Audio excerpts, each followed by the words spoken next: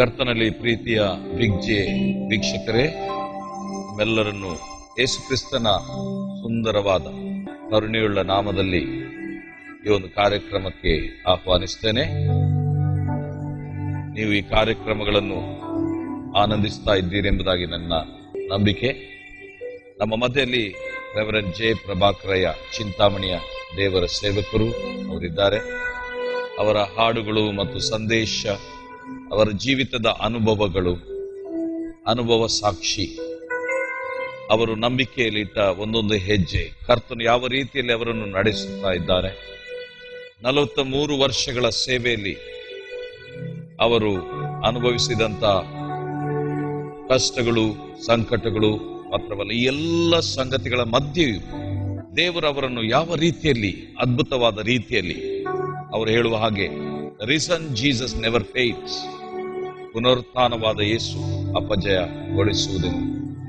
So ನಾವು ಈ ಹಿಂದಿನ ಹಂತಗಳಲ್ಲಿ, ಹಿಂದಿನ ಎಪಿಸೋಡ್ಗಳಲ್ಲಿ ನಾವು ಕೇಳಿದ್ದೇವೆ, ದೇವರು ಅವರನ್ನು ಹಂತವಾಗಿ ನಡೆಸಿಕೊಂಡು ಬಂದಂತ ರೀತಿ. ಈ ಕಾರ್ಯಕ್ರಮದಲ್ಲಿ ಕೂಡ ನಾವು ಅವರ ಹಾಡನ್ನು ಕೇಳುವ, ವಿಶೇಷವಾಗಿ ಅವರು ನಮ್ಮ ಮಧ್ಯದಲ್ಲಿ ಈ ಹೊತ್ತು ಭದ್ರವಾದ ದುರ್ಗ, ಏಸು ನಿನ್ನ ನಾಮ ಎಂಬಂತ ವಿಶೇಷವಾದ ಹಾಡನ್ನು ಹಾಡಲಿಕ್ಕಿದ್ದಾರೆ. ಬನ್ನಿ, ದೇವರ ಸೇವಕರನ್ನು ನಾವು ಆಹ್ವಾನಿಸೋಣ. ಅಯ್ಯ, ವೆಲ್ಕಮ್. ಇನ್ನೊಂದು ಬಾರಿ ಬಿಗ್ ಜೆ ಟಿವಿಯ ವೀಕ್ಷಕರು ಈ ಒಂದು ಕಾರ್ಯಕ್ರಮಕ್ಕಾಗಿ ಬಹಳ ಆತುರದು ಕಾಯ್ತಾ ಇದ್ದಾರೆ ಎಂಬುದಾಗಿ ನಾನು ನಂಬ್ತೇನೆ. ಯಾಕಂದ್ರೆ ನಿಜವಾಗಿ ನಾನು ನಿಮ್ಮೊಂದಿಗೆ ಈ ಒಂದು ಇಂಟರ್ವ್ಯೂ ತೆಗೆದುಕೊಳ್ಳುವಾಗ ದೇವರು ನನ್ನೊಂದಿಗೆ ಕೂಡ ಮಾತನಾಡ್ತಾ ಇದ್ದಾರೆ. ಖಂಡಿತವಾಗಿ ಅದನ್ನು ಜನರೊಂದಿಗೆ ಕೂಡ ಮಾತಾಡ್ತಾ ಇದ್ದಾರೆ. ನನಗೆ ನಿಮ್ಮ ಪರಿಚಯ ಉಂಟು, ನಿಮ್ಮ ಆತ್ಮಿಕ ನಾಯಕತ್ವದ ಕೆಳಗೆ ಬೆಳೆದವನು. ಆದ್ರೂ ಕೂಡ ನನ್ನ ಜೀವಿತದಲ್ಲಿ ಕೂಡ ಹಾದು ಬಂದ ರೀತಿಗಳನ್ನು ನೋಡುವಾಗ ದೇವರು ಈ ಕಾರ್ಯಕ್ರಮಗಳ ಮೂಲಕ ನನ್ನೊಂದಿಗೆ ಕೂಡ ಮಾತನಾಡ್ತಾ ಇದ್ದಾರೆ. So definitely I believe God is speaking to everyone who is watching there. So ಈ ಒಂದು ಕಾರ್ಯಕ್ರಮಕ್ಕೆ ನಿಮಗೆ ಸ್ವಾಗತ.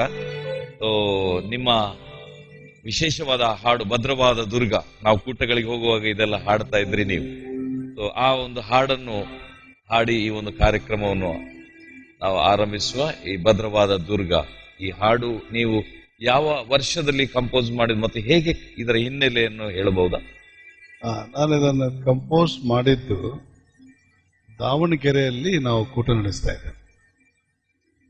ಆ ದಾವಣಗೆರೆಯಲ್ಲಿ ಕೂಟ ನಡೆಸುವಾಗ ಬಹಳ ಒಂಥರ ಏನೋ ಒಂದು ಹಬ್ಬ ಇತ್ತು ಅವತ್ತು. ಬಹಳ ಶಬ್ದಗಳು, ಗಲಾಟೆಗಳು, ಗೊಂದಲಗಳು, ವಿರೋಧತ್ವಗಳು ವಾಕ್ಯಕ್ಕೆ ನನಗೆ ಕಂಡು ಬರ್ತಾ ಇತ್ತು. ಆ ಸಮಯದಲ್ಲಿ ಸಡನ್ ಆಗಿ ಈ ರಾಗಗಳೆಲ್ಲ ನನಗೆ ಸಡನ್ ಆಗಿ ಒಂದು ಪ್ರೇಮ ಬಂದಾಗೆ ಆ ಸಮಯದಲ್ಲಿ ಬಂದಿದ್ದಾರೆ. ಆಗ ಹೆದರಬೇಡ, ಯೇಸು ಎಂಬ ನಾಮ ಇದು ಭದ್ರವಾದ ದುರ್ಗ ಅಂತ ಒಂದು ಒಳಗಿನ ಶಬ್ದ ನನಗೆ ಕೇಳಿದಾಗ, ಆಗ ಕೂಡಲೇ ಅದರ ಸ್ವರ ಹೇಗಿರ್ಬೋದು ಅಂತ ಸ್ವರ ಕೂಡ ನನಗೆ ಆ ಕ್ಷಣದಲ್ಲೇ ಬಂತು. ಹಾಗೆ ನಾನು ಬರೀತಾ ಹೋದೆ. ಭದ್ರವಾದ ದುರ್ಗ, ಯೇಸು ನಿನ್ನ ನಾಮ, ಇದೊಂದು ಪ್ರಾರ್ಥನೆ. ಯೇಸುವೇ ನಿನ್ನ ನಾಮ ಒಂದು ಬರೇ ಒಂದು ನಾಮ ಅಲ್ಲ, ಅದು ನಮಗೆ ಭದ್ರವಾದ ದುರ್ಗ. ಆ ದುರ್ಗದಲ್ಲಿ ನಾವಿದ್ರೆ ನಮಗೆ ಯಾವ ಭಯನೂ ಇಲ್ಲ, ಮತ್ತೆ ನಾವು ಸುರಕ್ಷಿತರಾಗಿರ್ತೇವೆ, ಯಾರು ಕೂಡ ನಮ್ಮನ್ನು ಮುಟ್ಟಕ್ಕಾಗಲ್ಲ. ಮತ್ತೆ ಅಲ್ಲಿ ಒಂದು ಚಾಲೆಂಜಿಂಗ್ ಸಮಯ ಆಗಿತ್ತು. ಅದು ನಾನಾ ವಿಧವಾದ ಕಾಯಿಲೆಗಳವರು ಬಂದಿದ್ರು, ಬಾಧೆಗಳವರು ಬಂದಿದ್ರು, ಸಮಸ್ಯೆಗಳವರು ಬಂದಿದ್ರು. ಇವರಿಗೆಲ್ಲ ಎಂಥ ನಿರೀಕ್ಷೆಯಿಂದ ಬಂದಿದ್ರು ಅವರು. ಈಗ ನಾವು ಅವರ ನಿರೀಕ್ಷೆಯನ್ನು ಹುಸಿ ಮಾಡಿಬಿಟ್ರೆ ಅದು ಒಂಥರ ಅಷ್ಟು ಸಂತೋಷ ಆಗಲ್ಲ. ಅದರಿಂದ ನಾನೇನು ಹೇಳ್ತೇನೆ, ಅವರು ನನ್ನನ್ನು ನಿರೀಕ್ಷಿಸಿ ಬಂದಿಲ್ಲ, ಅವರು ನಿನ್ನನ್ನು ನಿರೀಕ್ಷಿಸಿ ಬಂದಾರೆ. ಅದನ್ನ ನೀನು ಭದ್ರವಾದ ದುರ್ಗವಾಗಿ ಇವತ್ತು ಅವರಿಗೆ ಕಾಣಿಸ್ಕೊಳ್ಬೇಕು. ನಿನ್ನ ಮೂಲಕ ಅವ್ರಿಗೆ ಏನೆಲ್ಲ ಹೊಂದಬಹುದವರು ಅಂತ ಎಂಬುದನ್ನು ನೀನು ತೋರಿಸ್ಕೊಡ್ಬೇಕು ಅಂತ ಪ್ರಾರ್ಥನೆ ಮಾಡ್ತಿರುವಾಗ ಈ ರಾಗ ನನಗೆ ಬಂತು. ಭದ್ರವಾದ ದುರ್ಗ, ಯೇಸು ನಿನ್ನ ನಾಮ, ಬಾಧೆ ಕಷ್ಟ ಬಂದಿರಲು, ಬಂಧುಗಳು ತೊರೆದಿರಲು, ಭಾಗ್ಯದಾತ ಬಂದೀಗ ನನ್ನ ಭಾರ ನೀಗಿಸು ಅಂತ ನಾನು ರಚನೆ ಮಾಡಿದೆ. ಇದೊಂದು ಸಂದೇಶ ಕೂಡ ಆಗಿದೆ. ಈಗ ಬಾಧೆ ಕಷ್ಟ ಯಾವಾಗ ಮನುಷ್ಯನ ಬರ್ತದೋ ಬಂಧುಗಳೆಲ್ಲ ದೂರ ಆಗ್ಬಿಡ್ತಾರೆ. ನಮಗೆ ಬಾಧೆ ಕಷ್ಟ ಇಲ್ಲದೆ ನಾವು ಚೆನ್ನಾಗಿದ್ರೆ, ಸಂಪತ್ತುಳ್ಳವರಾಗಿದ್ರೆ ನೆಂಟರಿಗೆ ಕಡಿಮೆನೇ ಇಲ್ಲ. ಎಲ್ಲ ಇಲ್ಲದ ನೆಂಟರು ಕೂಡ ಹುಟ್ಟಿಕೊಂಡು ಬರ್ತಾರೆ, ನಮ್ಮ ನೆಂಟರು ಅಂತ ಹೇಳ್ಕೊಂಡು. ಅದೇ ನೀವು ಬಾಧೆಯಲ್ಲಿದ್ರೆ ಹತ್ರ ಸಂಬಂಧಿಕರು ಕೂಡ ನಿಮ್ಮನ್ನು ತಿರುಗಿ ನೋಡಲ್ಲ. ಆ ಸಮಯದಲ್ಲಿ ನಮ್ಮ ನೆನಪಿಸುವ ಒಬ್ಬ ವ್ಯಕ್ತಿ ಅಂದ್ರೆ ದೇವರು. ನಾವು 136ನೇ ಕೀರ್ತನೆ ವಚನ 23ರಲ್ಲಿ ಓದ್ತೇವೆ, ನಾವು ದೀನಾವಸ್ಥೆಯಲ್ಲಿದ್ದಾಗ ನಮ್ಮ ನೆನಪು ಮಾಡಿಕೊಂಡನು, ಆತನ ಕೃಪೆಯು ಶಾಶ್ವತವಾದದ್ದು. ಸೊ ದೀನಾವಸ್ಥೆ ಇಂಗ್ಲಿಷ್ನಲ್ಲಿ when we were in low estate he remembered something. So ನಾವು ಆ ಹೀನ ಸ್ಥಿತಿಯಲ್ಲಿ ನಾವು ಉನ್ನತಿಗೆ ಬಂದಾಗ ಎಲ್ಲರೂ ನಮ್ಮ ಬಗ್ಗೆ ಮಾತಾಡ್ತಾರೆ, ನಮ್ಮನ್ನು ಮನೆ ಕರ್ಕೊಂಡು ಹೋಗೋದ್ರಲ್ಲಿ ಗೌರವ ಪಡ್ತಾರೆ, ನಮಗೆ ಕಾಣಿಕೆ ಕೊಡೋದ್ರಲ್ಲಿ ಸಂತೋಷ ಪಡ್ತಾರೆ. ನಾವು ಅವ್ರ ಮನೆಗೆ ಹೋದ್ರೆ ಏನೋ ಒಂದು ಅವರಿಗೆ ಗೌರವ ಬಂದಾಗ ಆ ಥರ ಎಲ್ಲ ಮಾಡ್ತಾರೆ. ಅದೇ ನಾವು ಏನಿಲ್ಲದಾಗ ನಮ್ಮನ್ನು ಯಾರು ಲಕ್ಷ್ಯ ಮಾಡಲ್ಲ, ಮನೆಗೂ ಕರೆಯುವುದಿಲ್ಲ. ನಮ್ಮನ್ನು ಮನೆಗೆ ಕರೆದ್ರೆ ಅವ್ರಿಗೇನೋ ಒಂಥರ ಅವರ ಅಂತಸ್ತಿಗೆ ಕಡಿಮೆ ಅಂತ ಭಾವಿಸುವ ಪರಿಸ್ಥಿತಿ ಕೂಡ ಇರ್ತದೆ. ಆದ್ರಿಂದ ಯೇಸುವಿನ ನಾಮ ಅದು ಭದ್ರವಾದ ದುರ್ಗ. ಆ ದುರ್ಗದೊಳಗೆ ನಾವು ಇದ್ದು ಬಿಟ್ರೆ ಸಾಕು. 46ನೇ ಕೀರ್ತನೆಯಲ್ಲಿ ಕೂಡ ನಾವು ಇದನ್ನೇ ಓದ್ತೇವೆ, ನಮಗೆ ಆಶ್ರಯವು ಯೆಹೋವ ನಮಗೆ ಆಶ್ರಯವು ದುರ್ಗವೂ ಆಗಿದ್ದಾನೆ, ಇಕ್ಕಟ್ಟಿನಲ್ಲಿ ವಿಶೇಷ ಸಹಾಯಕನು. ಇದೆಲ್ಲ ಈ ವಚನಗಳನ್ನು ನಾನು ಧ್ಯಾನ ಮಾಡ್ತಾ ಮಾಡ್ತಾ ಮಾಡ್ತಾ ಆಗ ನಾನು ಈ ಸಂಗೀತ ರಚನೆ ಮಾಡಿದೆ. ಏನಂತ, ಭದ್ರವಾದ ದುರ್ಗ ಯೇಸು ನಿನ್ನ ನಾಮ. ಆ ಒಂದು ನಾಮ ನಮಗೆ ಆಶ್ರಯವಾಗಿದ್ರೆ, ಆ ನಾಮವನ್ನು ನಾವು ಆಶ್ರಯಿಸಿಕೊಂಡು ಜೀವಿಸಿದರೆ ಆ ನಾಮದಲ್ಲಿ ಅದ್ಭುತಗಳಾಗುವುದು ಖಂಡಿತ. ಎರಡನೇದಾಗ ಅಪೊಸ್ತಲರ ಕೃತ್ಯಗಳಲ್ಲಿ ಓದಿಕೊಂಡು ಬಂದಾಗ ಅವರು ಮಾಡಿದ ಪ್ರಾರ್ಥನೆ ಮಾಡಿದಾಗ ಅವರು ಕೂಡಿದ ಸ್ಥಳ ನಡುಗಿತು ಅಂತ ಬರ್ತದೆ. ಆಗ ಅವ್ರು ಏನ್ ಪ್ರಾರ್ಥನೆ ಮಾಡಿದ್ರು, ನಿನ್ನ ಪರಿಶುದ್ಧ ಸೇವಕನನ್ನು ಗೌರವಿಸಿದೇವ್ರೆ, ಅವನ ನಾಮದಲ್ಲಿ ಅದ್ಭುತಗಳು ಸೂಚಕಗಳು ಮಹತ್ಕಾರ್ಯಗಳು ಜರುಗುವಂತೆ ಮಾಡು ಅಂತ ಬೇಡಿದಾಗ ಆ ಭೂಮಿ ನಡುಗಿತು ಅಂತ ನೋಡ್ತೇವೆ. ಆ ಯೇಸುವಿನ ನಾಮದಲ್ಲಿ ರೋಗ ಪರಿಹಾರ, ಕಷ್ಟ ಪರಿಹಾರ, ಬಾಧೆ ಪರಿಹಾರ, ಸಮಸ್ಯೆಗಳಿಗೆ ಉತ್ತರ ಇದೆ ಎಂಬುದನ್ನು ಆವಾಗ ನಾನು ಬಹಳ ಸ್ಪಷ್ಟವಾಗಿ ಅರ್ಥಕೊಂಡಿದ್ದೆ. ಮತ್ತೆ ಬಂದಂತ ಜನರಿಗೂ ಆಗ ಬಹಳ ಜನ ದೊಡ್ಡ ದೊಡ್ಡ ಸಮೂಹ ಸೇರಿ ಬರುವುದು ಕೂಟಕ್ಕೆ. ಇಷ್ಟು ಜನ ನಿರೀಕ್ಷೆಯಿಂದ ಬಂದಾಗ ಒಬ್ಬ ಮನುಷ್ಯ ದೇವರಿಂದ ಉಪಕಾರ ಹೊಂದದೆ ಹೋದ್ರೆ ಅದು ನನಗೆ ಬಹಳ ನೋವು ಕೊಡುವ ಒಂದು ಸಂಗತಿ ಆಗಿದೆ. ಯಾರಾದ್ರೂ ನನಗೆ ಆ ದೇವರ ಅದ್ಭುತ ಮಾಡಲಿಲ್ಲ, ಸಹಾಯ ಮಾಡಲಿಲ್ಲ ಅಂದ್ಬಿಟ್ರೆ ನಾನು ಸಂಪೂರ್ಣವಾಗಿ ಕುಂದಿ ಹೋಗ್ಬಿಡ್ತಾ ಇದೆ. ಆದ್ರಿಂದ ನಾನು ಏನ್ ಅರಿತಿದ್ದೆ, ಯೇಸುವೆ ನಿನ್ನ ನಾಮ ಅದು ಭದ್ರವಾದ ದುರ್ಗ, ಅದರಲ್ಲಿ ಯಾವ ಒಂದು ಚಲನೆ ಇಲ್ಲ, ಅದು ಶೇಕ್ ಆಗಲ್ಲ.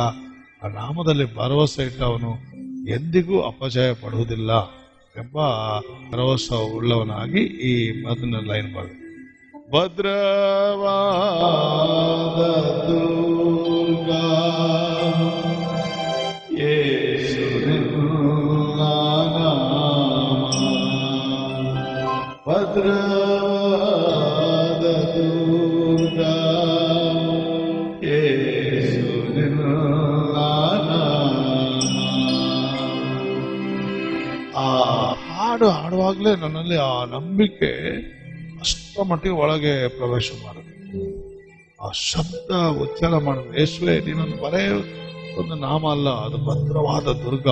ಒಂದು ಆಶ್ರಯ ಇಲ್ಲದ ಮನುಷ್ಯನಿಗೆ, ಸಹಾಯಹೀನನಿಗೆ ಅಲ್ಲಿ ಬಂದ್ರೆ ಆ ದುರ್ಗದಲ್ಲಿ ಆಶ್ರಯ ಸಿಗುತ್ತೆ, ರಕ್ಷಣೆ ಸಿಗುತ್ತೆ, ಅಲ್ಲಿ ಎಲ್ಲಾ ತರದ ಸಹಾಯ ದೊರೆಯುತ್ತದೆ ಎಂಬ ಈ ಭರವಸೆ ಉಳ್ಳವನಾಗಿ ಎಲ್ಲ ವಿಶ್ವಾಸವನ್ನಲ್ಲಿ ಕ್ರೋಢೀಕರಿಸಿ ಈ ವಚನವನ್ನು ಅಲ್ಲಿ ಹಾಕಿದೆ ನೋಡಿ.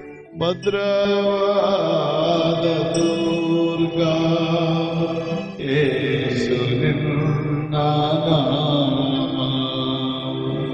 ಈಗ ನನ್ನ ಬಾಧೆಗಿಂತ ಅಲ್ಲಿ ಬಂದವರ ಬಾಧೆ ನನಗೆ ಬಹಳ ಮುಖ್ಯವಾಗಿದೆ. ಅವರ ಬಾಧೆ ಅದು ನನ್ನ ಬಾಧೆಯೇ ಎಂಬ ರೀತಿಯಲ್ಲಿ. ಯಾಕಂದ್ರೆ ಆ ಜನರು ಅಳುವುದು, ಕಷ್ಟಪಡುವುದು, ಅವರ ವೇದನೆ, ನರಳಾಟ, ರೋಗ, ಅದರಿಂದ ಉಂಟಾಗುವ ಸಮಸ್ಯೆಗಳು, ಬಾಧೆಗಳು, ಕುಟುಂಬದಲ್ಲಿ ಏರುಪೇರುಗಳಾಗುವಂಥದ್ದು ಎಲ್ಲ ನೋಡುವಾಗ ನನ್ನ ಮನಸ್ಸು ಬಹಳ ಮುರಿದು ಹೋಗ್ತಾ ಇತ್ತು. ಆ ಕಷ್ಟ ಎಲ್ಲ ನನ್ನ ಕಷ್ಟವೇ ಎಂಬ ರೀತಿಯಲ್ಲಿ ನಾನು ತಗೊಂಡು ದೇವರ ಹತ್ರ ಪ್ರಾರ್ಥನೆ ಮಾಡ್ತಾ ಇದ್ದೆ. ಆ ಚರಣದಲ್ಲಿ ಏನು ಹೇಳ್ತಾ ಇದೆ, ಬಾಧೆ ಕಷ್ಟ ಬಂಧುಗಳು ತೋರೆದಿರಲು, ಬಾಧೆ ಕಷ್ಟ ಬಂದಿರಲು ಮಾತುಗಳು ತೋರೆದಿರಲು ಭಾಗ್ಯದಾತ ಬಂದೀಗ ನನ್ನ ಭಾರತಿ. ಇಲ್ಲಿ ಭಾಗ್ಯದಾತ ಅಂತ ಇದು ಮಾಡೋದು. ಭಾಗ್ಯದಾತ ಅಂದ್ರೆ ಸಂಪನ್ನರು, ಸಮೃದ್ಧಿ ಉಳ್ಳ ಐಶ್ವರ್ಯ ಉಳ್ಳವರು. ಯಾರು? ಯೇಸುಸ್ವಾಮಿ. ಆತನಲ್ಲಿ ಸಮಸ್ತ ಐಶ್ವರ್ಯ ಇದೆ, ಭೂಮಿ ಅದರಲ್ಲಿರುವ ಸಮಸ್ತ ಯೆಹೋವನದೇ ಅಂತ ಬರೆದಿದೆ. ಯೇಸು ಸ್ವಾಮಿ ಪುನರುತ್ಥಾನವಾಗಿ ಎದ್ದಾಗ ತಂದೆಯ ದೇವರು ಎಲ್ಲವನ್ನು ಯೇಸುಗೆ ಒಪ್ಪಿಸಿಕೊಟ್ನು ಅಂತ ಬರೆದೆ. ಹಾಗಾದ್ರೆ ಯೇಸುನಲ್ಲಿ ಭಾಗ್ಯ ಇದೆ. ಭಾಗ್ಯ ಅಂದ್ರೆ ಸಂಪತ್ತು. ಅದು ಶಾರೀರಿಕ ಸಂಪತ್ತು ಇರ್ಬೋದು, ಲೌಕಿಕ ಇರ್ಬೋದು, ಇನ್ನು ಹಣಕಾಸಿನ ವಿಷಯದಲ್ಲಿ ಇರ್ಬೋದು. ಆ ಸಂಪತ್ತು ಯೇಸುನಲ್ಲಿದೆ. ಎಲ್ಲವನ್ನು ದೇವರು ತನ್ನ ಮಗನಿಗೆ ಕೊಟ್ಟಿದ್ದಾರೆ. ಇಲ್ಲಿ ಯೇಸು ಸ್ವಾಮಿ ನಾವು ಅಂಗೀಕಾರ ಮಾಡುವುದರ ಮೂಲಕ ನಾವು ಸಹೋದರರು, ಆತನ ಸಹೋದರರು ಅಂತ ಕರೆಯಲ್ಪಟ್ಟೆವು. ಆಮೇಲೆ ಯೇಸುವಿನ ಮೂಲಕ ನಾವು ಕೂಡ ದೇವರೊಂದಿಗೆ ಹಕ್ಕುದಾರರು ಅಂತ ಬರೆಯಲ್ಪಟ್ಟೆವು. ಮೂರನೇದಾಗಿ ನಾವು ಯೇಸುವಿನ ಹೆಸರಿನಲ್ಲಿ ದೀಕ್ಷಾಸ್ನಾನ ಪಡೆದಾಗ ಆ ವ್ಯಕ್ತಿಯ ನಾಮವನ್ನು ನಾವು ಧರಿಸಿಕೊಂಡೆವು ಅಂತ ಬರೆಯಲ್ಪಟ್ಟೆವು. ನಾವು ಗಲಾತ್ಯರ ಪತ್ರಿಕೆ 3ನೇ ಸಂಧಿ 27ನೇ ವಚನದಲ್ಲಿ ಓದ್ತೇವೆ. ನಾವು ದೀಕ್ಷಾಸ್ನಾನ ಹೊಂದಾಗ ಏನಾಗ್ತೇವೆ? ಆ ವ್ಯಕ್ತಿಯನ್ನು ನಾವು ಧರಿಸಿಕೊಂಡೆವು. ಕ್ರಿಸ್ತನನ್ನು ಸೇರುವುದಕ್ಕೆ ದೀಕ್ಷಾ ಸ್ನಾನ ಮಾಡಿಸಿಕೊಂಡವರಾದ ನೀವೆಲ್ಲರೂ ಆತನನ್ನು ಧರಿಸಿಕೊಂಡಿರಿ ಅಂತ. ಕ್ರಿಸ್ತನನ್ನು ಸೇರಿ ದೀಕ್ಷಾಸ್ನಾನ ಎಂಬುದು ಇದೊಂದು ಸಂಪ್ರದಾಯ ಆಗ್ಬಿಟ್ಟಿದೆ. ವಿವಿಧ ಗುಂಪುಗಳಲ್ಲಿ ವಿವಿಧ ರೀತಿಯ ಒಂದು ಸಂಪ್ರದಾಯ ಆಗಿದೆ ಹೊರತು ಅದರ ಮೂಲ ಉದ್ದೇಶ ಏನು ಎಂಬುದನ್ನು ತಿಳಿಯುವುದರಲ್ಲಿ ಯಾರು ಅಷ್ಟು ಗಮನ ಕೊಡಕ್ಕೆ ಹೋಗಲ್ಲ. ಈ ದೀಕ್ಷಾಸ್ನಾನದ ಮೂಲ ಉದ್ದೇಶ ಏನಂದ್ರೆ, ದೇವರಿಂದ ಅಗಲಿ ಹೋದ ನಾವು ಪಾಪದ ನಿಮಿತ್ತ ತಿರುಗಿ ದೇವರಲ್ಲಿ ಸೇರಿಸಲ್ಪಡುವಂತ ಕ್ರಿಸ್ತನನ್ನು ಸೇರುವುದಕ್ಕೆ ಈ ಕಾರ್ಯ ಮುಗಿಸಿದಲ್ಲಿ ಶಿಲುಬೆಯಲ್ಲಿ 1ನೇ ಪೇತ್ರನ ಪತ್ರಿಕೆ 3ನೇ ಸಂಧಿ 18ನೇ ವಚನದಲ್ಲಿ ನಾವು ಓದ್ತೇವೆ. ಕ್ರಿಸ್ತನು ಸಹ ನೀತಿವಂತನಾಗಿದ್ದು ಅನೀತಿವಂತರಿಗೋಸ್ಕರ ಪ್ರಾಣ ಕೊಟ್ಟು ನಮ್ಮನ್ನು ದೇವರ ಬಳಿಗೆ ಸೇರಿಸುವುದಕ್ಕೆ, ಬಳಿಗೆ ಅನ್ನೋದಕ್ಕಿಂತ ದೇವರಲ್ಲಿ ಸೇರಿಸುವುದಕ್ಕಾಗಿ ಒಂದೇ ಸಾರಿ ಪಾಪ ನಿವಾರಣೆಗೋಸ್ಕರ ಬಾಧೆ ಪಟ್ಟು ಸತ್ತರು. ನಮ್ಮ ಒಂದು ಸಂಬಂಧ, ದೇವರ ಸಂಬಂಧ ಹೇಗಿತ್ತಂದ್ರೆ ಮರಕ್ಕೂ ಕೊಂಬೆಗಿದ್ದಂತ ಸಂಬಂಧ. ನಾವು ಕೂಡ ನಮ್ಮ ಈ ದೃಢೀಕರಣದ ಹಾಡಿನಲ್ಲಿ ಗಿಡ ಕೊಂಬೆ ಕೆಲಸ ಕೊಡುತ್ತಿರುವ ಹಾಗೆ, ಈ ಒಂದು ರೆವಲ್ಯೂಷನ್ ನಾವು ಹಾಡ್ತೇವೆ. ಇದು ರೆವಲ್ಯೂಷನ್ ನಮಗೆ ಪ್ರಕಟವಾಗಲಿಲ್ಲ. ಮೊದಲು ದೇವರು ಆದಾಮನ್ನು ಸೃಷ್ಟಿಸಿದಾಗ ಮನುಷ್ಯನಿಗೂ ದೇವರಿಗಿದ್ದ ಸಂಬಂಧ ಅಷ್ಟು ನಿಖರವಾದದ್ದು. ಏನಂದ್ರೆ ಗಿಡ ಕೊಂಬೆ. ಗಿಡ ಏನ್ ಮಾಡುತ್ತೆ? ಕೊಂಬೆಗೆ ಬೇಕಾದೆಲ್ಲ ರವಾನಿಸ್ತದೆ. ಆ ಕೊಂಬೆ ಸಂಪತ್ತುಳ್ಳದಾಗಿ ಬೆಳೆಯುತ್ತದೆ, ತಕ್ಕ ಸಮಯದಲ್ಲಿ ಬೆಳೆಯುತ್ತೆ. ಅದು ಇನ್ಸೆಪರೇಬಲ್. ಅದನ್ನು ಸಪರೇಟ್ ಮಾಡಕ್ಕಾಗಲ್ಲ. ಎಷ್ಟು ಮಟ್ಟಿಗೆ ಅದು ನಾಟಿದಂದ್ರೆ ಅದು ನಾವು ಕಂಡಿಡಿಯಕ್ಕಾಗಲ್ಲ, ಬೇರುವರೆಗೆ ನಾಟ್ಕೊಂಡಿರುತ್ತೆ. ಸೊ ಇಂಥ ಒಂದು ಸಂಬಂಧ ಮಾನವರಾದ ನಮಗೂ ದೇವರಿಗಿತ್ತು. ಆದ್ರೆ ಪಾಪ ಏನ್ ಮಾಡುತ್ತೆ? ಈ ಸಂಬಂಧವನ್ನು ಕಡಿದಾಕಿ ಬಿಸಾಡಲ್ಪಟ್ಟ ಮೇಲೆ ಆ ಸಂಬಂಧವನ್ನು ತಿರುಗಿ ಕಲ್ಪಿಸುವುದಕ್ಕೋಸ್ಕರ ದೇವರು ತನ್ನ ಮಗನನ್ನು ಕಳಿಸಿದ. ಯೇಸು ಸ್ವಾಮಿ ಮುಗಿಸಿದ ಕಾರ್ಯಗಳಲ್ಲಿ ಒಂದು ನಿರ್ದಿಷ್ಟವಾದ ಮತ್ತು ಮುಖ್ಯವಾದ ಕಾರ್ಯ ಏನಂದ್ರೆ ನಮ್ಮನ್ನು ದೇವರಲ್ಲಿ ಸೇರಿಸುವ.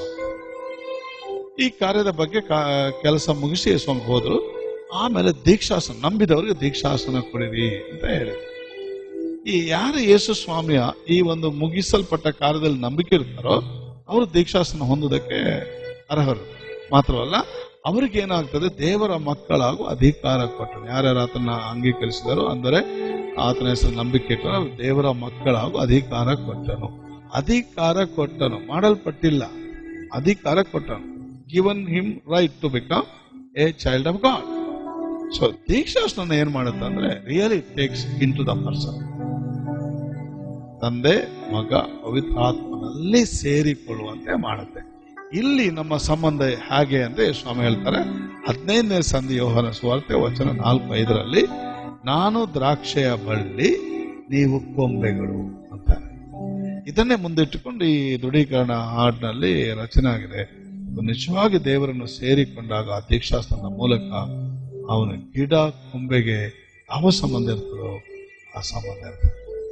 ಗಿಡ ಕೊಂಬೆ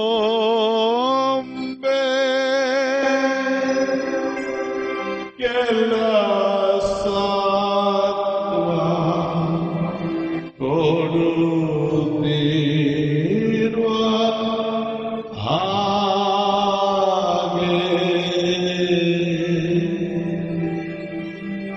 ಸೊ ಇಲ್ಲಿ ನಮ್ಮ ಮತ್ತೆ ದೇವರ ಸಂಬಂಧವನ್ನು ನಾವು ತಿಳ್ಕೊಳ್ಬೇಕು.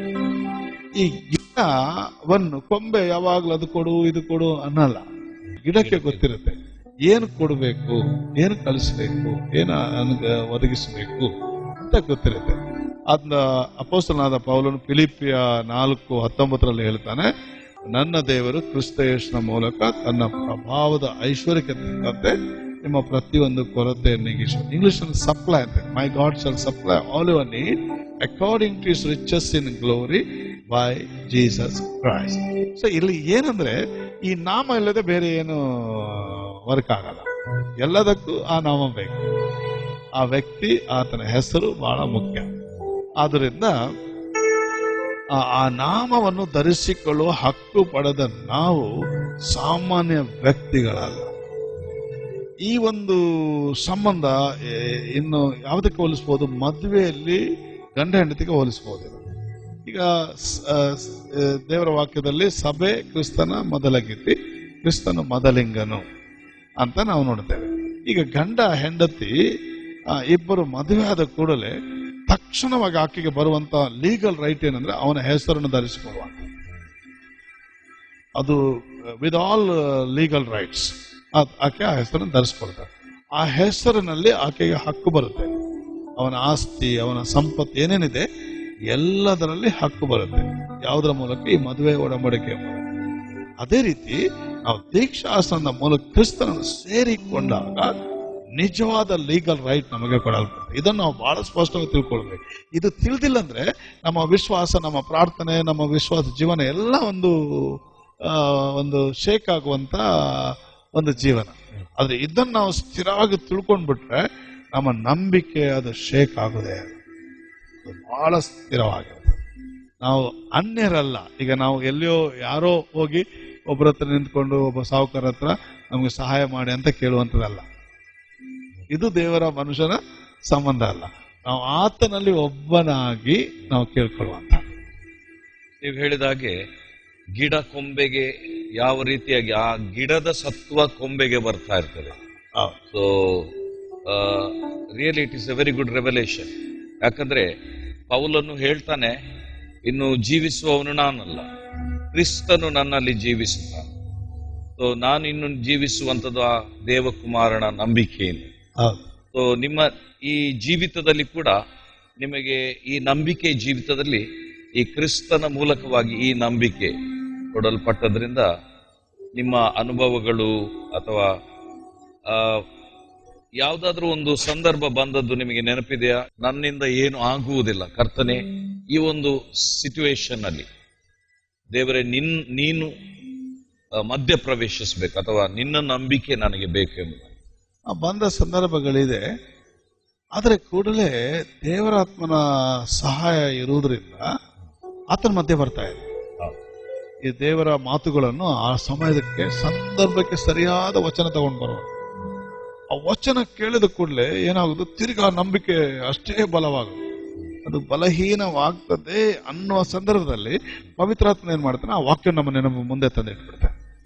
ಅದನ್ನ ಪವಿತ್ರಾತ್ಮನ ಸಹಾಯವನ್ನು ನಾವು ಯಾವಾಗಲೂ ಆತ್ಕೊಳ್ಬೇಕು. ಆತ ನಮ್ಮ ಜೀವನದಲ್ಲಿ ಗೌರವಿಸಿ ನಮ್ಮೊಟ್ಟಿಗೆ ಕಂಫರ್ಟೇಬಲ್ ಆಗಿ ಇರುವುದಕ್ಕೆ ಆಗುವಂತ ರೀತಿಯಲ್ಲಿ ನಾವು ನಡೆದುಕೊಳ್ಬೇಕು. ಅದರ ಅರ್ಥ ಅಂದ್ರೆ ಕ್ರಿಸ್ತನನ್ನು ನಮ್ಮಲ್ಲಿ ಜೋಡಿಸ್ಲಿಕ್ಕೆ ಇರುವಂತ factor is the Holy Spirit, ಪವಿತ್ರಾತ್ಮ. ನೀವು ಅದನ್ನೇ ಹೇಳಿ, connecting is the connecting power, ಸತ್ವ ನಮ್ಮನ್ನು ಜೋಡಿಸುವಂತ.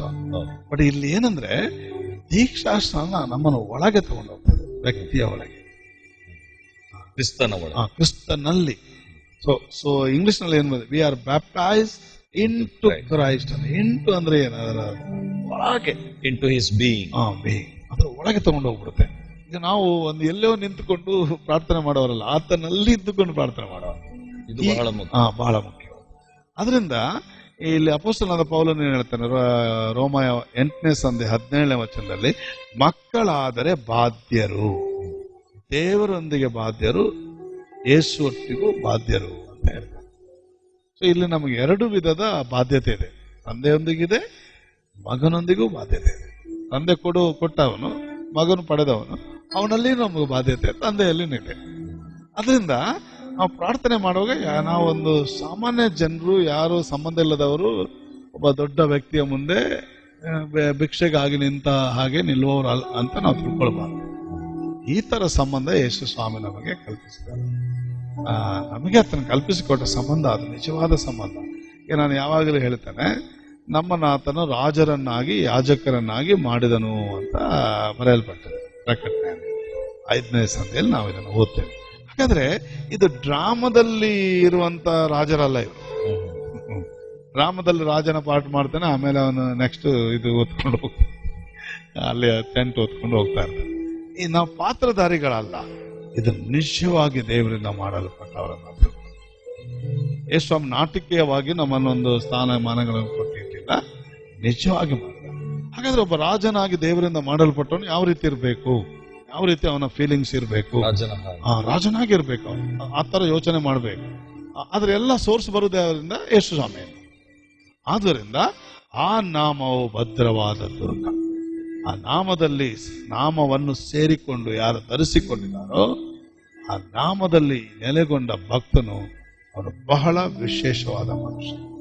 ಆ ನಾಮದಲ್ಲಿ ಅದ್ಭುತಗಳು, ಸೂಚಕ ಕಾರ್ಯಗಳು, ಮಹತ್ ಕಾರ್ಯಗಳು ಮಾತ್ರ, ದೇವರ ಆ ಅದ್ವಿತೀಯವಾದ ಸಹಾಯ ಅವನ ಕಡೆಗೆ ಇಳಿದು ಬರುತ್ತೆ. ನಾಮವಿಲ್ಲದಿದ್ರೆ ಏನಿಲ್ಲ. ಆ ನಾಮ ಇಲ್ಲದ್ರೆ ಏನಿಲ್ಲ. ಅದರಿಂದ ಏನೇ ಜರಗಲಿ, ಏನೇ ಸಂಭವಿಸಲಿ, ಆ ನಾಮಕ್ಕೆ ನಾವು ಮಹಿಮೆಯನ್ನು ಸಲ್ಲಿಸಬೇಕು. ನಾವು ಆ ಮಹಿಮೆಯನ್ನು ಇಟ್ಕೊಳ್ಬಾರ್ದು. ಆ ನಾಮದಿಂದ ದೇವರು ನಮಗೆ ಇದನ್ನೆಲ್ಲ ಕೊಡ್ತಾರೆ. ಅದನ್ನ ನಾವು ಏನು ಹೇಳ್ಬೇಕು, ಸಂಗೀತಗಾರನೇ, ಯೇಸು ನಾಮ ಮಹೋನ್ನತ ನಾಮ, ಯೇಸು ನಾಮ ಅತ್ಯಂತ ಮಧುರ, ಯೇಸು ನಾಮ ಎಷ್ಟೋ ಶ್ರೇಷ್ಠ, ಪ್ರಭು ಯೇಸು ನಾಮ ಮಹಿಮೆ ಉಳ್ಳದು.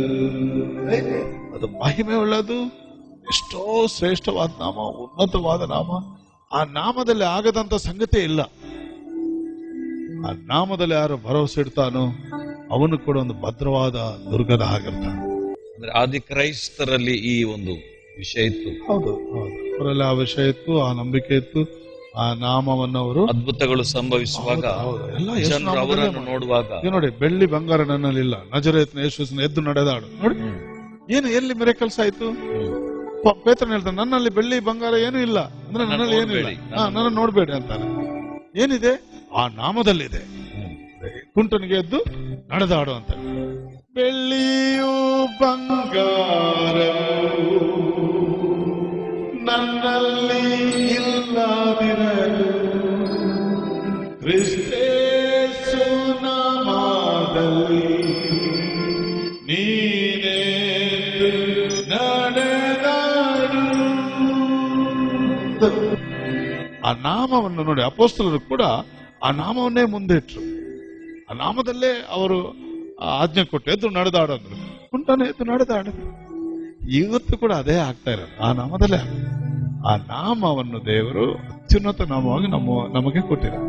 ಆ ನಾಮವನ್ನು ಧರಿಸಿಕೊಳ್ಳುವ ಹಕ್ಕು ನಮಗೆ ಕೊಟ್ಟಿದ್ದಾರೆ. ನಾವು ನಿಜವಾಗಿ ಇದರಲ್ಲಿ ಭಾಗ್ಯವಂತರು. ನಮಗೆ ಆ ಯೋಗ್ಯತೆ ಇರಲಿಲ್ಲ, ಆದರೂ ಆ ನಾಮವನ್ನು ಧರಿಸಿಕೊಳ್ಳುವ ಆ ಹಕ್ಕು ಕೊಟ್ಟಿದ್ರು. ಒಂದು ಚಿಕ್ಕ ಉದಾಹರಣೆ ಹೇಳಕ್ಕೆ ಇಷ್ಟಪಡ್ತೇನೆ. ಒಂದು ಸಾರಿ ಒಬ್ಬ ದೇವರ ಪ್ರಸಂಗ ಮಾಡುವಾಗ ಒಂದು ದಬ್ಬ ಹಿಡಿದವನು ಬಂದು ಅವನ ಕಾಲಿಗೆ ಅಡ್ಡ ಬಿದ್ದ, ಕಾಲು ಹಿಡ್ಕೊಂಡು ಅಡ್ಡ ಬಿದ್ದ. ಇವನಿಗೆ ಸ್ವಲ್ಪ ಕಾಲ ನೆಟ್ಟ, ನೋಡು ನಾನೀಗ ಎಷ್ಟು ಪವರ್ಫುಲ್ ಆಗಿದ್ದೇನೆ, ದಬ್ಬ ಬಂದವನ ಕಾಲಿಗೆ ಬೀಳ್ತಾ ಇದೆ ಅಂತ ಅಂದ. ಕೂಡಲೇ ಪವಿತ್ರಾತ್ಮ ಹೇಳಿದಂತೆ, ಇದು ನಿನ್ನ ಕಾಲಿಗೆ ಅಡ್ಡ ಬಿದ್ದಿಲ್ಲ, ನೀನು ಧರಿಸಿಕೊಂಡ ಆ ನಾಮಕ್ಕೆ ಅಡ್ಡ ಬಿದ್ದಿದೆ. ಅದರಿಂದ ಆ ನಾಮ ಬಹಳ ಶ್ರೇಷ್ಠವಾದ, ಅದನ್ನು ನಾವು ಅದನ್ನು ನೆನೆಸ್ಕೊಂಡು ನಾನು ಇದನ್ನು ರಚನೆ ಮಾಡಿದೆ. ಭದ್ರವಾದ ದುರ್ಗವು ಯೇಸು ನಿನ್ನ ನಾಮ, ಬಾಧೆ ಕಷ್ಟ ಬಂದಿರಲು, ಬಂಧುಗಳು ತೊಳೆದಿರಲು, ಭಾಗ್ಯದಾತ ಬಂದೀಗ ನನ್ನ ಭಾರ ನೀಗಿಸು. ಆಮೇಲೆ 2ನೇ ಚರಣದಲ್ಲಿ ಏನು ಹೇಳಿದೆ ಅಂದ್ರೆ, ಅಂಧಕಾರ ಕವಿದಿರಲು, ಆಧಾರ ಇಲ್ಲದಿರಲು. ಈ ಅಂಧಕಾರ ನಮ್ಮ ಜೀವಿತದಲ್ಲಿ ಕೆಲವು ಸಲ ಅಂಧಕಾರ ಬಂದ ಸಮಸ್ಯೆಗಳು, ಕಷ್ಟಗಳು, ಕೊರತೆಗಳು, ಸಾಲಗಳು, ಸಮಸ್ಯೆಗಳು, ವಿವಿಧ ರೀತಿಯ ಸಂಕಷ್ಟಗಳು, ಫ್ಯಾಮಿಲಿ ಪ್ರಾಬ್ಲಮ್ಸ್, ಗಂಡ ಹೆಂಡತಿಯಲ್ಲಿ ಏರುಪೇರು. ಇತ್ತೀಚೆಗೆ ಒಬ್ರು ಇಂಗ್ಲೆಂಡ್ನಿಂದ ನನಗೆ ಒಬ್ಬ ಡಾಕ್ಟರ್ ಫೋನ್ ಮಾಡಿದ್ರು. ಅವ್ರು ನಮ್ಮ ಇಂಡಿಯನ್ನೇ, ಅಲ್ಲಿ ಹೋಗಿ ಸೆಟ್ಲ್ ಆಗಿದ್ದಾರೆ. ಒಬ್ಬ ಬ್ರಿಟಿಷ್ ಹುಡುಗಿಯನ್ನು ಮದುವೆ ಆಗಿದೆ. ಸೊ ಅಲ್ಲಿ 40 ವರ್ಷಕ್ಕೆ ಬರುವಾಗ ಆ ಜನರು ಒಂಥರ ಡಿಪ್ರೆಷನ್ಗೆ ಹೋಗ್ತಾರೆ. ಸೊ ಆಗ ಹೆಚ್ಚಿನ ಗಂಡ ಹೆಂಡತಿ ಸಪ್ರೇಟ್ ಆಗ್ತಾರೆ ಏಜ್ನಲ್ಲಿ. ಇವರು ಕೂಡ ಆ ಏಜ್ನಲ್ಲಿ ಇದ್ರು. ಅವ್ರ ಸಪ್ರೇಷನ್ಗೆ ಆದಷ್ಟು ಹತ್ರ ಆಗಿದೆ. ಆವಾಗ ಅವ್ರು ನನಗೆ ಫೋನ್ ಮಾಡ್ತಾ ಇದ್ರು. ನಾನು 45 ಮಿನಿಟ್ಸ್ ಅವರೊಟ್ಟಿಗೆ ಫೋನ್ನಲ್ಲಿ ದೇವರ ವಾಕ್ಯ ಪ್ರೇಯರ್ ಮಾಡಿದೆ. ಇಂಥ ಒಂದು ದೊಡ್ಡ ಚೇಂಜ್ ಆಯ್ತು ಅಂದ್ರೆ, ಅವಳ ತಾಯಿ ಮನೆಗೆ ಹೋಗಿ ಕೂತ್ಕೊಂಡು ಬಿಟ್ಟಿದ್ಲು. ತಿರುಗಿ ಬಂದು ತಿರುಗಿ ಅವರ ಆ ಸಂಬಂಧ ರೆಸ್ಟೋರೇಷನ್ ಆಯಿತು. ಸಂತೋಷವಾಗಿ ಅವರಿಗೆ ಬಾಳ್ತಾ ಇದ್ದಾರೆ. ಹಾಗೆ ಅಂಧಕಾರ ಇದು. ಇಂಥ ಅಂಧಕಾರಗಳು ವಿವಿಧ ರೀತಿಯಲ್ಲಿ ನಮ್ಮ ಜೀವನದಲ್ಲಿ ಬರ್ತಾ ಇದೆ. ಬಾಧೆ ಇರ್ಬೋದು, ರೋಗ ಇರ್ಬೋದು, ಸಾಲ ಇರ್ಬೋದು, ನಿರುದ್ಯೋಗ ಇರ್ಬೋದು, ಈ ಅಂಧಕಾರ ಇದೆಲ್ಲ ಕವಿದಿರ್ತದೆ. ಆಗ ನಮಗೆ ಯಾರು ಆಧಾರವಾಗಿ ನಿಲ್ಲುವವರು ಯಾರೇ ಇಲ್ಲ. ಅದ್ರ ಆಧಾರ ಒಬ್ಬನೇ. ಈಗ ನಾನು ಏನ್ ಹೇಳಿದೆ, ಅಂಧಕಾರ ಕವಿದಿರಲು, ಆಧಾರ ಇಲ್ಲದಿರಲು, ಅಂಧಕಾರ ಕವಿದಿರಲು, ಆಧಾರ ಇಲ್ಲದಿರಲು, ಆದಿಯಂತ್ಯ ಇಲ್ಲದ ನೀನಾಗು ನನ್ನ ಬೆಳಕು. ಈ ಅಂಧಕಾರ ಕವಿದು ಆಧಾರ ಇಲ್ಲದೆ ಇರುವಾಗ ನಮ್ಮ ದೇವರು ಆದಿಯೂ ಅಂತ್ಯವೂ ಇಲ್ಲದ ಆತನೊಬ್ಬ ನಮಗೆ ಆಧಾರ ಆಗ್ಬಿಟ್ರೆ ಸಾಕು.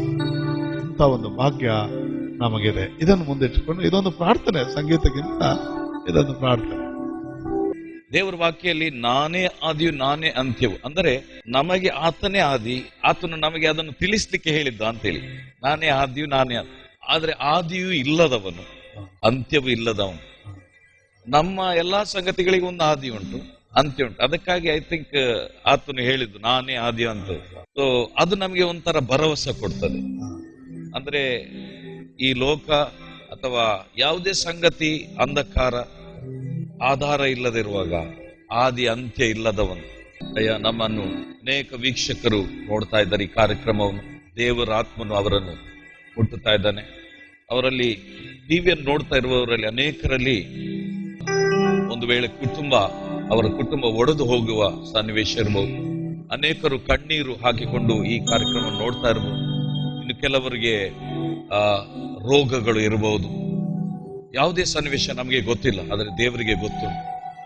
ದಯಮಾಡಿ ಈ ಬಿಗ್ ಜೆ ಟಿವಿಯ ಈ ಕಾರ್ಯಕ್ರಮವನ್ನು ವೀಕ್ಷಿಸುತ್ತಿರುವಂತ ಸಾವಿರಾರು ಜನರು, ಲಕ್ಷಾಂತರ ಜನರಿಗೆ ದೇವರ ಒಂದು ಕರುಣೆಯ ಸಂದೇಶ, ಆ ಕ್ರಿಸ್ತನ ನಾಮದ, ಆ ದೇವರ ನಾಮದ ಆ ಬಲದಲ್ಲಿ ನೀವು ದೇವರಾತ್ಮನ ಪ್ರೇರಿತವಾಗಿ ನೀವು ಅವರಿಗೆ ವಾಕ್ಯಗಳನ್ನು ಹೇಳಿ ಪ್ರಾರ್ಥಿಸಬೇಕಾಗಿ ನನ್ನ ಒಂದು ವಿನಂತಿ. ಆ ನಾಮದಲ್ಲಿ ಭರವಸೆ ಇಟ್ಟವರು ಎಂದು ಆಶಾಭಂಗ ಪಡಲ್ಲ. ಆ ನಾಮ ಭದ್ರವಾದ ದುರ್ಗ ಅಂತ ಹೇಳುವುದು ಬರೀ ಒಂದು ಮಾತಲ್ಲ, ಅದು ಸತ್ಯ. ನೀವು ಕೂಡ ಆ ನಾಮದಲ್ಲಿ ಭರವಸೆ ಇಟ್ಟರೆ ನಿಮ್ಮ ಕತ್ತಲೆ ಏನೇ ಇರಲಿ, ಅಂಧಕಾರ ಏನೇ ಇರಲಿ, ಅದೆಲ್ಲ ಪರಿಹಾರವಾಗಿ ನಿಮಗೆ ಬೆಳಕು ಬರ್ತದೆ. ನಿಮ್ಮ ಜೀವನದಲ್ಲಿ ಬೆಳಕು ತುಂಬುತ್ತದೆ. ಮತ್ತೆ ನೀವು ಅನೇಕರ ಜೀವನದಲ್ಲಿ ಬೆಳಕು ತರುವ ವ್ಯಕ್ತಿಗಳಾಗಿ ಆತನ ಶಕ್ತಿಯಿಂದ ಮಾರ್ಪಾಟ ಹೊಂದುತ್ತೀರಿ. ಅದನ್ನು ನಾವು ಪ್ರಾರ್ಥನೆ ಮಾಡೋಣ. ಆ ನಾಮದಲ್ಲಿ ಭರವಸೆ ಇಡ್ರಿ. ಬಾಧೆ ಕಷ್ಟ ಬಂದಿರ್ಬೋದು, ಬಂಧುಗಳು ತೋರದಿರ್ಬೋದು, ಆದರೆ ನಮಗಿರುವ ದೇವರು ಭಾಗ್ಯವಂತನು, ಭಾಗ್ಯದಾತನು. ಆತನು ಬಂದು ನಮಗೆ ಸಹಾಯ ಮಾಡಲಿಕ್ಕೆ ಮನಸ್ಸುಳ್ಳವನಾಗಿದ್ದಾನೆ. ಕಷ್ಟ ಕಾಲದಲ್ಲಿ ಮೊರೆ ಇಡಿರಿ, ಬಿಡಿಸುವೆನು, ಆಗ ನೀವು ನನ್ನನ್ನು ಕೊಂಡಾಡುವಿರಿ ಅಂತ ಹೇಳಿದ್ದಾನೆ. ಅದನ್ನ ಈಗ ಪ್ರಾರ್ಥನೆ ಮಾಡೋಣ. ಎಲ್ಲರೂ ನಿಮ್ಮ ಕಣ್ಣುಗಳನ್ನು ಮುಚ್ಚಿಕೊಂಡು ನಿಮ್ಮ ಅದ್ಭುತಗಳನ್ನು ದೇವರಿಂದ ಅಪೇಕ್ಷೆ ಮಾಡ್ರಿ. ಆ ನಾಮದಲ್ಲಿ ಭರವಸೆ ಇಡ್ರಿ. ಯೇಸು ಸ್ವಾಮಿಯೇ, ನಿನ್ನ ನಾಮ ಎಷ್ಟು ಶ್ರೇಷ್ಠವಾದದ್ದು, ಎಷ್ಟು ಉನ್ನತವಾದ, ಎಷ್ಟು ಶಕ್ತಿ ಉಳ್ಳದು. ಈ ಸಮಯದಲ್ಲಿ ಈ ಟಿವಿಯ ಕಾರ್ಯಕ್ರಮ ವೀಕ್ಷಿಸುವ ಪ್ರತಿಯೊಬ್ಬ ಸ್ತ್ರೀ ಪುರುಷ ಬಾಲಕ ಬಾಲಕಿಯರನ್ನು ನೀನು ಮುಟ್ಟಿ ಅವರ ಜೀವನದಲ್ಲಿ ಯಾವ ಅಂಧಕಾರ ಕವಿದಿದ್ದರೂ ಈ ಲೋಕಕ್ಕೆ ಬೆಳಕಾಗಿ ಬಂದ ನೀನು ಅವರ ಜೀವನದಲ್ಲಿ ಉದಯಿಸಬೇಕೆಂದು ವಿಜ್ಞಾಪಿಸ್ತೇನೆ. ಆಗ ಅವರ ಕಷ್ಟ, ಅವರ ವೇದನೆ, ಅವರ ದುಃಖ, ಅವರ ಅಂಧಕಾರ ಎಲ್ಲ ಬಿಟ್ಟು ಹೋಗಿ ಅವರಲ್ಲಿ ಒಂದು ಹೊಸ ಅಧ್ಯಾಯ ಪ್ರಾರಂಭವಾಗುವಂತೆ ಈಗ ನೀನು ಮಾಡುತ್ತೀಯ ಎಂದು ನಂಬುತ್ತೇವೆ ಸ್ವಾಮಿ. ಆ ನಾಮದಲ್ಲಿ, ಒಂದೇ ನಾಮ, ಅತಿ ಶ್ರೇಷ್ಠವಾದ ನಾಮ, ಯೇಸುವಿನ ನಾಮದಲ್ಲಿ ಕೇಳಿಕೊಂಡಿದ್ದೇವೆ. ಆಮೆನ್. ಅಯ್ಯ, ವಂದನೆಗಳು. Really we enjoyed this program. I enjoyed this program because God is here. God's presence is here. ದೇವರ ಪ್ರಸನ್ನತೆ ಇಲ್ಲಿದೆ. It's such a wonderful. I can feel the loving presence of God. ಆತನ ಆ ಕರುಣೆ, ಆ ಪ್ರೀತಿಯ ಒಂದು ಪ್ರಸನ್ನತೆ ಅನುಭವ ಆಗ್ತದೆ. ವೀಕ್ಷಕರೇ, ನಿಮಗೂ ಕೂಡ ಕರ್ತನ ಈ ಒಂದು ಪ್ರೀತಿಯ ಸ್ಪರ್ಶದ ಅನುಭವ ಆಗಿದೆ ಎಂಬುದಾಗಿ ನಂಬುತ್ತೇವೆ. ಕರ್ತನು ನಿಮ್ಮ ಜೀವಿತದಲ್ಲಿ ಕಣ್ಣೀರುಗಳನ್ನು ಓರಿಸಿ ನಿನ್ನ ರೋಗವನ್ನು ಆತನು ಸ್ವಸ್ಥ ಮಾಡಿದ. ನಿನ್ನ ಜೀವಿತವು ಬದಲಾಗಿದೆ. Trust, I believe in god. ದೇವರನ್ನು ಖಂಡಿತವಾಗಿ ನಂಬುತ್ತೇನೆ. ವೀಕ್ಷಿಸುತ್ತಿರುವ ನಿನ್ನ ಜೀವಿತದಲ್ಲಿ ಕರ್ತನ ಅದ್ಭುತವು ಆರಂಭವಾಗಿದೆ. ನಿನ್ನ ಶರೀರವನ್ನು ಪರೀಕ್ಷೆ ಮಾಡಿ, ನಿನ್ನ ಜೀವಿತವನ್ನು ಪರೀಕ್ಷೆ ಮಾಡಿಕೊ. ಕರ್ತನು ನಿನಗೆ ಅದ್ಭುತಗಳನ್ನು ಮಾಡಿದ್ದಾನೆ. ಖಂಡಿತವಾಗಿ ಇದೊಂದು ಆಶೀರ್ವಾದದಾಯಕವಾದ ಕಾರ್ಯಕ್ರಮ. ಕರ್ತನು ನಿನ್ನ ಜೀವಿತದಲ್ಲಿ ಮಾಡಿದಂತ ಆ ಒಂದು ಅದ್ಭುತಗಳನ್ನು ಆ ಸಾಕ್ಷಿಯ ರೂಪವಾಗಿ ನಮಗೆ ಒಂದು ಪತ್ರ ಬರೆದು ತಿಳಿಸುವುದಾದ್ರೆ, we are going to pray for you. ದೇವರು ಈ ಒಂದು ಬಿಗ್ ಜೆ ಟಿವಿಯ ಮೂಲಕವಾಗಿ ಅನೇಕ ಲಕ್ಷಾಂತರ ಮನೆಗಳಿಗೆ ಹೋಗ್ತಾ ಇದೆ. ನಿಮಗೆ ಹೋಗ್ಲಿಕ್ಕೆ ಆಗಂತದ ಸ್ಥಳಗಳಿಗೆ ಕರ್ತನು ತನ್ನ ವಾಕ್ಯವನ್ನು ಬಿಗ್ ಜೆ ಚಾನೆಲ್ ನ ಮೂಲಕವಾಗಿ ಕಳಿಸ್ತಾ ಇದ್ದಾನೆ. So please pray for big J channel. Big J ಟಿವಿಗಾಗಿ ಪ್ರಾರ್ಥಿಸಿ. ಕರ್ತನು ಈ ಬಿಗ್ ಜೆ ಟಿವಿಯ ಪರದೆಗಳನ್ನು ವಿಸ್ತಾರ ಮಾಡ್ತಾರೆ. ದೇವರ ವಾಕ್ಯಗಳು ಎಲ್ಲ ಕಡೆಗೆ ಹಬ್ಬಬೇಕು. ಪ್ರಿಯರೇ, ಲೋಕದ ಕಟ್ಟ ಕಡೆವರೆಗೆ ಹಬ್ಬಬೇಕು. ಈ ಟಿವಿಯ ಮೂಲಕವಾಗಿ ಜನರ ಕಣ್ಣೀರುಗಳು ಒರೆಸಲ್ಪಡ್ತಾರೆ. ಕರ್ತನು ಸಂಧಿಸ್ತಾ ಇದ್ದಾರೆ. ಆದ್ರಿಂದ ಪ್ರಾರ್ಥನಾ ಪೂರ್ವಕವಾಗಿ ನಿಮ್ಮ ತನು ಮನ ಧನಗಳಿಂದ ಈ ಬಿಗ್ ಜೆ ಟಿವಿ ಮಾಡುವ ಸೇವೆಯಲ್ಲಿ, ಕರ್ತನ ವಾಕ್ಯವನ್ನು ಪ್ರಸಾರ ಮಾಡುವಂತ ಈ ಸೇವೆಯಲ್ಲಿ ನಿಮ್ಮನ್ನು ತೊಡಗಿಸಿಕೊಳ್ಳಿ. ದೇವರು ನಿಮ್ಮನ್ನು ಆಶೀರ್ವದಿಸಲಿ. ಈ ಕಾರ್ಯಕ್ರಮಗಳು ನಿಮಗೆ ಆಶೀರ್ವಾದದಾಯಕವಾಯಿತು ಎಂಬುದಾಗಿ ನಾನು ಭಾವಿಸ್ತೇನೆ. ನಿಜವಾಗಿ ಪ್ರಭಾಕರ್ ಅವರ ಮೂಲಕವಾಗಿ ಆ ಕರ್ತನು ನಮ್ಮೊಂದಿಗೆ ಮಾತನಾಡಿದ್ದಾನೆ, ನಿಮ್ಮ ಜೀವಿತದಲ್ಲಿ ಮಾತಾಡಿದ್ದಾನೆ. ದೇವರು ನಿಮ್ಮನ್ನು ಆಶೀರ್ವದಿಸಲಿ. ಮತ್ತೊಮ್ಮೆ ಭೇಟಿಯಾಗೋಣ. May God bless you.